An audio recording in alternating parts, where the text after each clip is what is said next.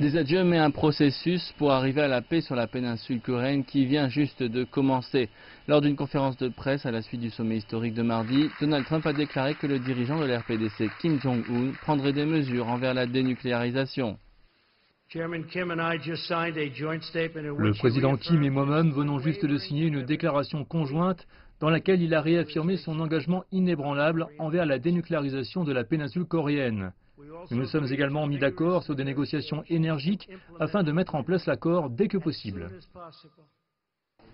En échange, Washington s'est engagé à fournir des garanties de sécurité à la RPDC. Sur la question des 70 ans de présence militaire américaine en Corée du Sud, Trump a déclaré que même s'il voulait ramener les soldats américains aux États-Unis, cela ne faisait pas encore partie de l'équation. Toutefois, il a déclaré que Washington et Séoul arrêteraient ce qu'il a appelé les jeux de guerre provoquants. Quant aux sanctions contre la RPDC, l'état des affaires actuel ne peut pas durer pour toujours. Le peuple de Corée est très talentueux et doué. Ils partagent le même patrimoine et le même destin. Mais pour réaliser leur destinée incroyable, la menace des armes nucléaires sera à présent retirée. Par ailleurs, les sanctions resteront en place. Pyongyang, pour sa part, aurait promis de commencer à détruire un site majeur de tests de missiles, un engagement non mentionné dans la déclaration conjointe, mais accepté après la signature.